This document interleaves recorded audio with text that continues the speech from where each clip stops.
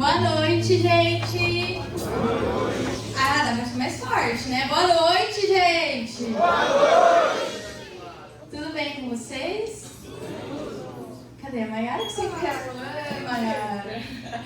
Gente, como o Nego disse, né? Meu nome é Ana Clara.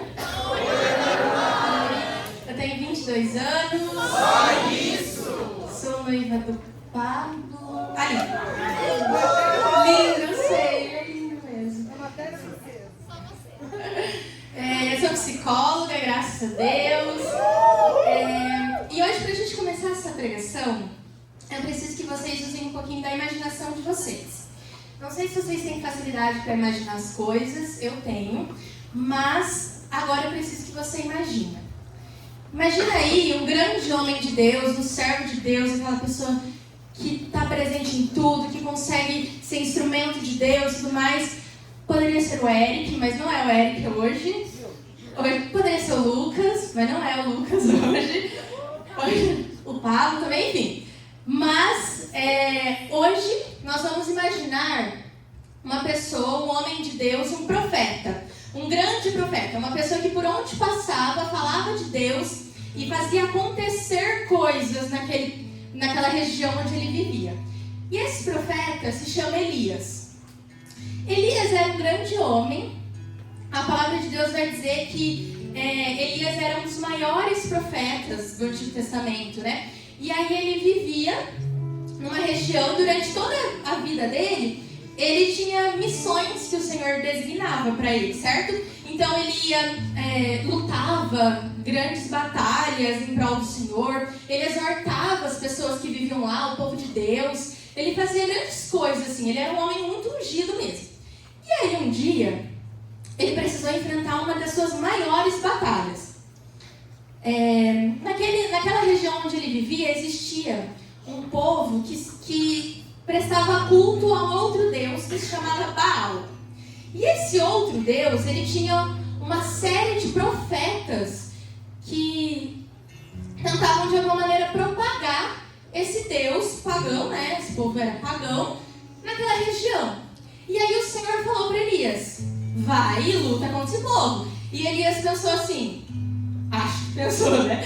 Assim, nossa, mas é uma grande multidão. E o Senhor falou: não, vai, você consegue. E aí Elias foi e, spoiler, ele venceu o povo, ele venceu os profetas de Baal. Só que daí entra uma outra personagem nessa história, uma rainha. Estou imaginando aí comigo. Agora tinha Elias, tinha Baal, aquele Deus, tinha todo o povo, a batalha, muitos profetas que foram derrotados, graças a Deus, por meio de Elias. Mas daí chega a rainha. O nome dessa rainha era Jezabel. E essa rainha, muito poderosa, chegaram nela e falaram: ô rainha, tem aí, está vindo aí um profeta chamado Elias. E ele derrotou o povo de Baal. E ele está vindo para cá. O que a rainha fez? Pode entrar, Elias. Claro que não. Ela falou assim: até amanhã eu vou matar Elias.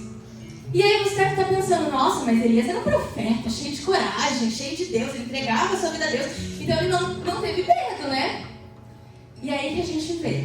A gente vai ver o que vai acontecer, por isso eu te convido a abrir a sua Bíblia. Lá no livro de Reis, primeira carta de Reis, capítulo 19, 1 Reis 19. Aqui na minha Bíblia Ave Maria, na página 391. 1 Reis 19. E a gente vai ler lá no versículo 3, amém? Lá no versículo 3 vai dizer assim: Elias teve medo e partiu, a fim de salvar a sua vida. Chegando a Bersabeia, em Judá, deixou ali o seu servo e caminhou pelo deserto durante um dia. Sentou-se debaixo de um junípero e desejou a morte. Basta, Senhor, disse ele, tirai minha vida, porque não sou melhor do que meus pais. Deitou-se por terra e adormeceu debaixo do junípero. Mas eis que um anjo tocou e disse: levanta-te e come. Elias olhou e viu junto à sua cabeça um pão cozido debaixo da cinza e um vaso de água. Comeu, bebeu e tornou a dormir. o anjo do Senhor o tocou uma segunda vez, dizendo: levanta-te e come, porque temos um longo caminho a percorrer.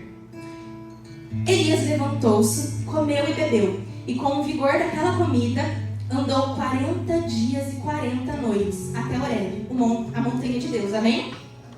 Então, irmãos, assim como eu falei para vocês, Jezabel foi lá e ameaçou Elias. E Elias teve medo. Eu quero que vocês imaginem comigo agora o tamanho do sofrimento de Elias. Elias, que já tinha enfrentado grandes coisas, que tinha feito grandes transformações naquele povo, que era muito conhecido, um profeta, um servo de Deus mesmo. E naquele momento, irmãos, ele teve medo. Ele teve medo do que Jezabel poderia fazer com ele. E ao invés dele depositar a sua vida em Deus, sabendo que Deus tinha realizado grandes coisas na vida dele já, sabendo que Deus já tinha protegido ele de grandes batalhas, ao invés de continuar confiando a vida dele em Deus, o que ele fez? Ele teve medo, ele desistiu da missão que Deus tinha dado para ele. E aí ele vai e deita embaixo de uma árvore. E se a gente pegar a tradução ali, o que significa essa árvore, Junípero, não sou bióloga, sou longe de ser, mas se a gente pegar, é uma árvore que aguenta fortemente o solo onde ela está inserida ali. Seja qual for o solo, se é um solo pedregoso, se é um solo úmido, independente do solo, ela aguenta. E naquele momento Elias não aguentou. Porque naquele momento Elias quis fazer a batalha dele sozinho. E aí quando ele se deparou com o humano dele, quando ele se deparou com as fraquezas dele, ele falou: pera lá, eu não dou conta de Jezabel, eu não dou conta de enfrentar toda essa multidão, eu não dou conta dessa batalha. E aí naquele momento, diante dessa missão, diante desse sofrimento que ele estava sentindo, ele deita debaixo dessa árvore e ele grita para o Senhor: basta, eu não quero, tira até a minha vida, porque eu não quero fazer isso, eu não sou digno de fazer isso, eu não consigo fazer isso. E aí você deve estar se perguntando: nossa, então naquele momento ele rompeu com Deus, naquele momento ele se afastou do Senhor. O que seria o mais lógico na nossa mentalidade humana de Jesus, do Senhor fazer? Falar: beleza, desistiu, fica aí sofrendo, vou dar essa missão para outra pessoa realizar. Mas não! Talvez na nossa cabeça humana a gente consiga pensar que essa seria a atitude mais lógica de alguém se fazer. Imagina você tem um amigo, você marca com seu amigo, você vai, está esperando, seu amigo não aparece. Você vai ficar feliz com isso? Não, você vai ficar bravo, você vai reclamar do seu amigo. Por que você me deixou esperando? Por que você me deixou passando por essa situação sozinho? Mas o Senhor, na infinita misericórdia dele, ele cuida de Elias nesse momento. E ele envia um anjo, e esse anjo, irmãos, aqui tem um ponto muito importante que eu quero que vocês prestem atenção. Esse anjo é o enviado do Senhor ali naquele momento para cuidar de Elias. E esse anjo chama o nome de Elias 2 vezes. Sempre você fala: mas por que chamou o nome de Elias 2 vezes? Irmãos, a primeira vez que ele chama o nome de Elias, ele está chamando Elias na realidade em que Elias se encontra, que é uma realidade de medo, uma realidade de falta de confiança, uma realidade de desamparo na cabeça dele, uma realidade de pavor extremo, de grande sofrimento e de desistência. Naquele momento Elias estava sofrendo, Elias estava contando apenas com o humano dele. Só que daí o anjo do Senhor oferece o alimento para ele, que ia dar força para ele. E ele vai, come e faz o quê? Volta a dormir. Sendo que o anjo tinha mandado: levanta, vai à luta. E ele disse não, e voltou a dormir. E aí na segunda vez que o anjo chama, ele chama Elias como Deus quer que Elias seja. Ele não chama Elias um Elias derrotado. Ele chama Elias porque ele sabe que Elias pode com ele. Ele sabe que ele é o Senhor de Elias. E quando o Senhor está com Elias, ele levanta.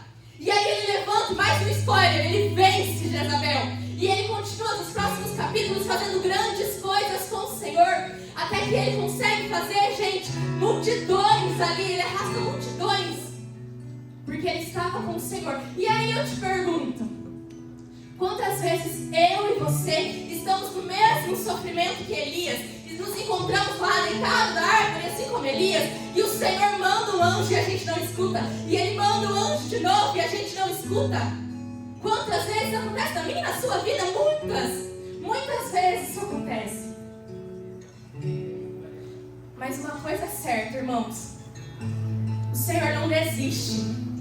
O Senhor nos chama quantas vezes forem necessárias. Porque da mesma maneira que Elias estava em sofrimento, e o Senhor foi e cuidou dele, Ele cuida de mim e de você também.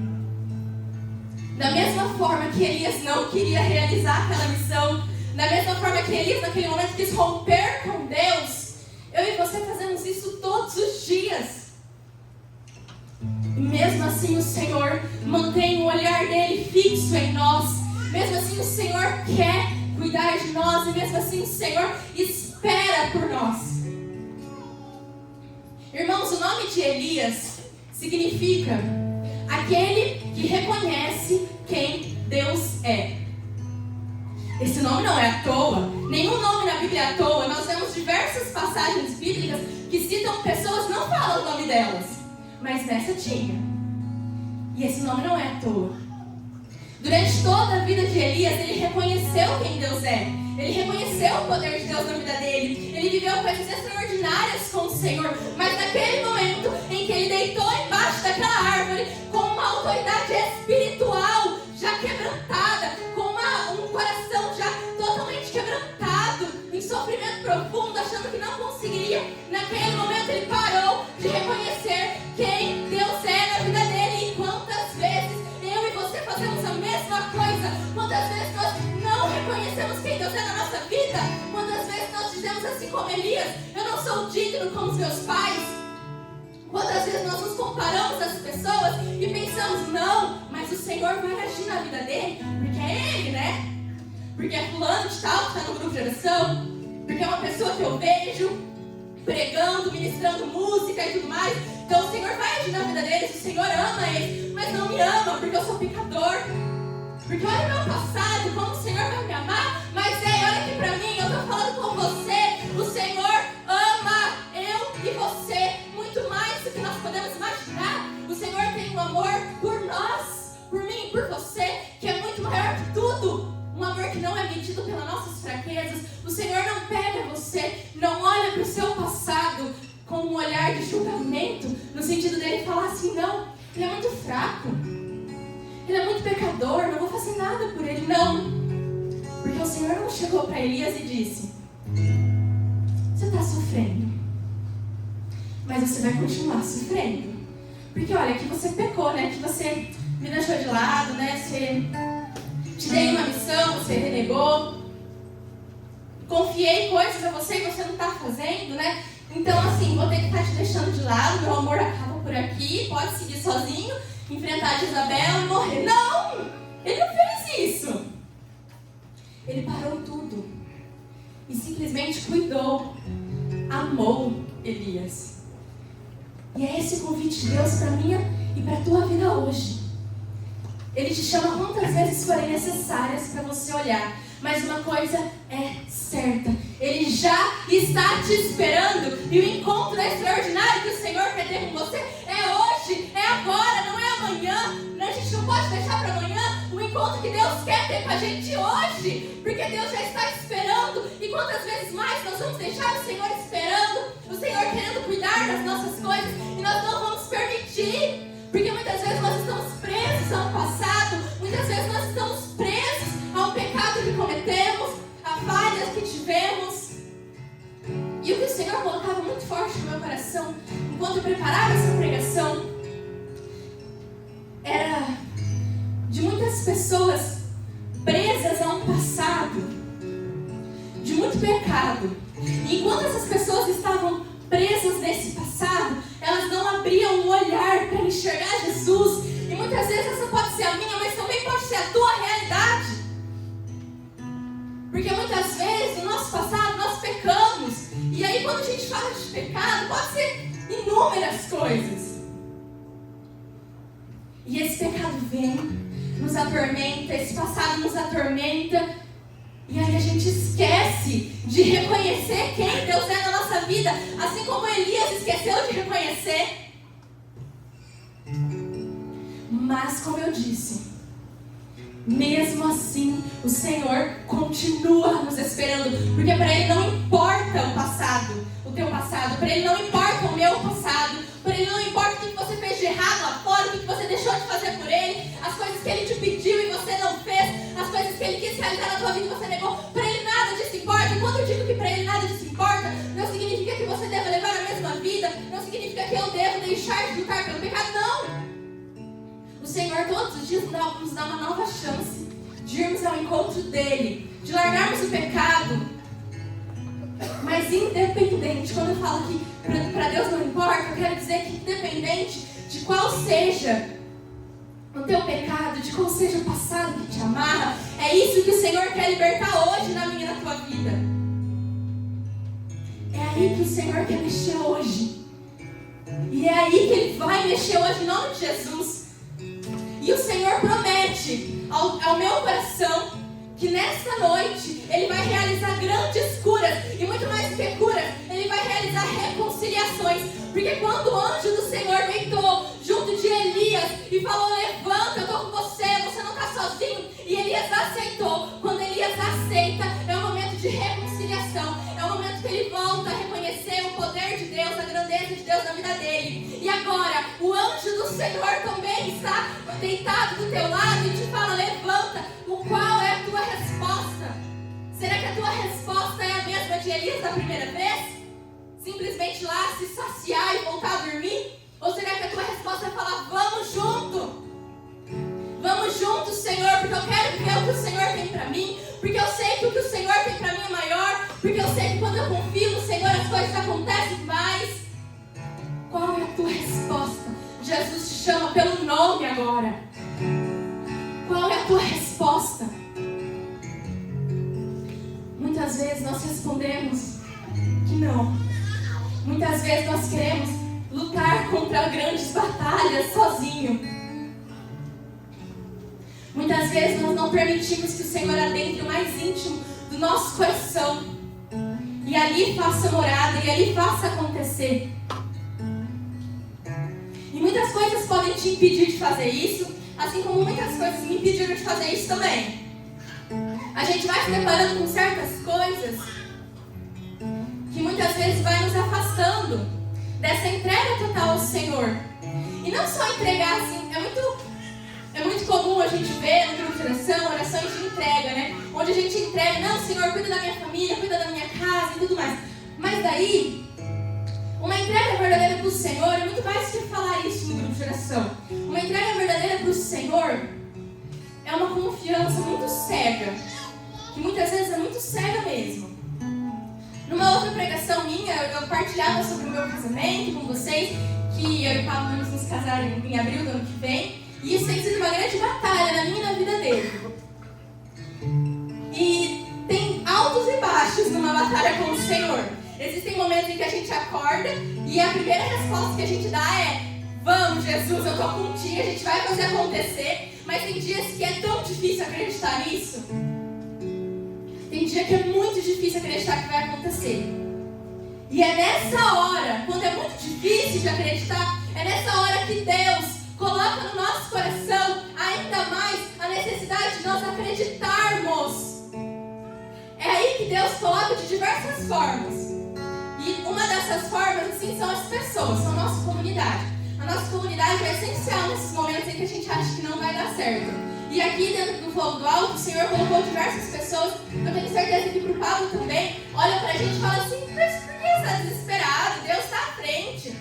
E eu sempre falava, principalmente com a Amanda, a gente sempre falava: meu garoto, eu não sei como é que vai acontecer, mas eu sei que vai dar certo. O processo até dar certo, às vezes eu não sei, mas eu sei que vai dar certo. E nesse momento eu acho que Elias também pensou isso. Tá, beleza, já entendi que eu tenho que ir e que o Senhor está aqui me confiando uma missão e que com o Senhor eu consigo vencer Jezabel e todo o reino dela. Mas como isso vai acontecer, eu já não sei. Mas a fé é tão grande, a certeza de quem Deus é, a certeza do poder de Deus é tão grande que a gente não quer nem saber como é que vai dar certo. Porque a gente sabe que vai dar certo. A gente confia que vai dar certo. E em toda a minha vida e da minha casa, sempre deu certo. Nas maiores batalhas que a minha família enfrentou, sempre deu certo. Às vezes parecia que não ia dar certo. Às vezes parecia que a batalha era muito maior do que a gente conseguia fazer, mas dava certo. E com o meu casamento eu acredito sim que também vai dar certo. E aí quando eu rezava também, o Senhor me falava que aqui tinha muitas pessoas que já não tinham mais essa certeza e que deixava essa autoridade espiritual sobre a vida delas assim morrer. E o Senhor me pedia mesmo para dizer: irmão, proclama sobre a tua vida. Proclama sobre a tua vida que as coisas vão acontecer. É muito melhor do que a gente falar assim: Senhor, eu não sou a mãe que eu queria ser, eu não sou a namorada que eu queria ser, eu não sou a filha que eu queria ser, eu não estou conseguindo isso, não estou conseguindo isso. Não! Proclama: Senhor, eu vou conseguir. Dependa de Deus. Dependa de Deus. Coloca o teu coração diante de Deus, na realidade que Ele está. E deixa Deus agir, deixa Deus cuidar do teu coração, assim como Ele cuida do coração de Elias. Esse é o desejo de Deus para mim e para você nessa noite. O Senhor já está te esperando. O Senhor já está te esperando para cuidar, para te amar, para te pegar no colo e te dar de comer, assim como Ele fez com Elias, te fortalecer e te mandar e falar assim: vai, porque eu estou aqui com você. Só que para isso você precisa hoje, agora, não é amanhã, não é depois. O encontro que você vai ter com o extraordinário de Deus é hoje e agora. E qual é a tua resposta diante disso? Porque o Senhor está te esperando e Ele quer ouvir. Ele quer ouvir o teu sim. Ele quer ouvir o teu entra, Jesus. Entra e toma conta de todas as coisas. Qual vai ser a tua resposta? Por isso, meu irmão, feche os teus olhos agora.